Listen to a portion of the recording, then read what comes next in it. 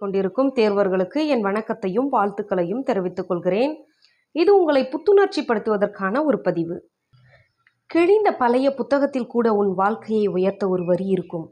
கண்ணீர் துளிகளால் உன் தலையெழுத்தை மாற்ற முடியாது, ஆனால் வியர்வை துளிகளால் உன் தலையெழுத்தை நிச்சயமாக மாற்ற முடியும். வாய்ப்பு ஒரு முறைதான் கதவை தட்டும். வாய்ப்பு வரும்போது அதை பயன்படுத்திக் கொள்ளலாம் என்று நினைக்காதீர்கள்.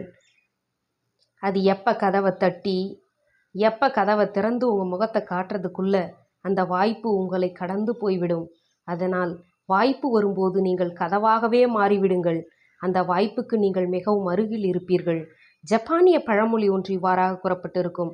உன்னால் முடியும் என்றால் அது என்னாலும் முடியும். அதுவும் நீ என் தன்மானத்தை சீண்டி உன்னால் முடியாது என்று சொல்லிவிட்டால் கட்டாயம் அது என்னால் முடியும். ஒரு காரியம் என்னால் முடியுமா அல்லது முடியாதா என்று முடிவு செய்ய வேண்டியது நான் தான், நீ இல்லை என்பதுதான் அந்த பழமொழிக்கான கருத்து.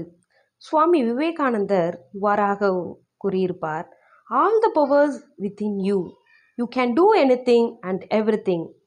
படிப்பதை மட்டுமே நான் விரும்புகிறேன் என்று நீங்கள் நினைத்து படித்து கொண்டே இருங்கள். சொல்லுகின்ற வார்த்தைக்கு உயிர் இருக்கின்றதா? இருக்கின்றது. நான் அரசு பணிக்கு சென்றுவிடுவேன் என்று நீங்கள் சொல்லிக்கொண்டே இருங்கள். கட்டாயம் நீங்கள் ஒரு நாள் அரசு பணியில் இருப்பீர்கள். நல்ல விஷயங்களை யாராவது சொல்ல மாட்டார்களா, அதை நாம் கேட்டுவிட மாட்டோமா என்று நினைப்பவர் காத்து கொண்டிருக்கிறார்கள். மன உறுதியும் கடின உழைப்பும் இருந்தால் நீங்கள் கட்டாயம் அரசு பணிக்கு செல்வீர்கள் என்பதில் எந்த ஐயமும் கிடையாது.